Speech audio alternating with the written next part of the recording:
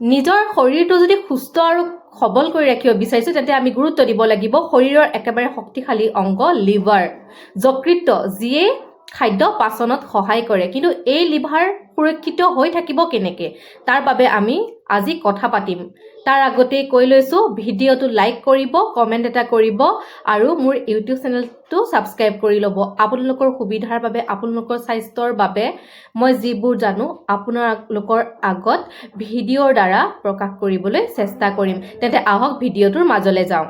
শৰীৰৰ এই শক্তিশালী লিভাৰে আমাৰ শৰীৰৰ বাবে প্ৰ'টিন, কলেষ্ট্ৰল আৰু পিত্ত উৎপাদনকে লৈ আমাৰ শৰীৰটোৰ বাবে খনিজ পদাৰ্থ, তাৰপিছত কাৰ্বহাইড্ৰেট আদি সংৰক্ষণ কৰি ৰাখিব পাৰে।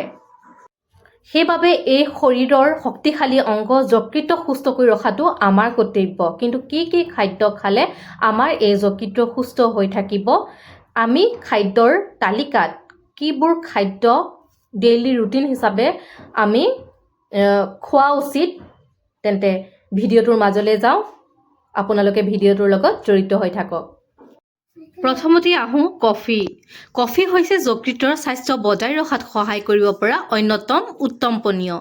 বহু গৱেষণাৰ পৰা দেখা গৈছে যে কফিয়ে যকৃতৰ ৰোগ প্ৰতিৰোধ কৰে। আনকি ইতিমধ্যে লিভাৰৰ সমস্যা থকা লোকসকলৰ ক্ষেত্ৰতো কফিয়ে বহুত ধৰণে কাম কৰিব পাৰে। ই চিৰ'চিছ, লিভাৰৰ ক্ষতি আৰু লিভাৰৰ কৰ্কট ৰোগসমূহ প্ৰতিৰোধ কৰে। সেইবাবে খাদ্যৰ তালিকাত কফি অন্তৰ্ভুক্ত কৰক।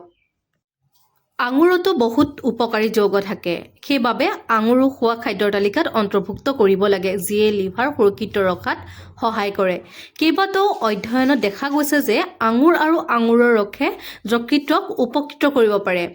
আঙুৰে প্ৰদাহ হ্ৰাস কৰাৰ লগতে যকৃতৰ ক্ষতি ৰোধ কৰে, এণ্টি অক্সিডেণ্টৰ মাত্ৰা বৃদ্ধি কৰা আদি কামত সহায় কৰে। তাৰপিছত খাব আলমণ্ড।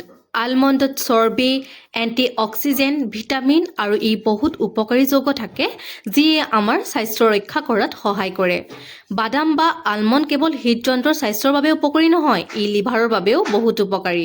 ইয়াক খালে ফেটি লিভাৰ হোৱাৰ সম্ভাৱনা কম কৰিব পাৰি। নিতৌ সৰু মাছবোৰ খোৱাৰ অভ্যাস কৰক। মাছত omega-3 ফেটি এচিড পোৱা যায়। ই লিভাৰৰ প্ৰদাহ হ্ৰাস কৰাত সহায় কৰে আৰু হৃদৰোগৰ সম্ভাৱনাও হ্ৰাস কৰে। omega-3 সমৃদ্ধ চৰ্বিযুক্ত মাছ সেৱন কৰাটো আপোনাৰ যকৃতৰ বাবে অতি উপকাৰী। একেবাৰে শেষত আহোঁ বিট। বিটৰ ৰস সদায় স্বাস্থ্যৰ বাবে উপকাৰী। কেইবাটাও অধ্যয়নত দেখা গৈছে যে এই ৰসে লিভাৰৰ অক্সিডেটিভ ক্ষতি আৰু প্ৰদাহ হ্ৰাস কৰাত সহায় কৰাৰ লগতে প্ৰাকৃতিক বিষমুক্তকৰণ এনজাইম বৃদ্ধি কৰাত সহায় কৰে। সেয়েহে দৈনিক এগিলাচ বিটৰ ৰস খাওক বা খোৱাৰ অভ্যাস কৰক।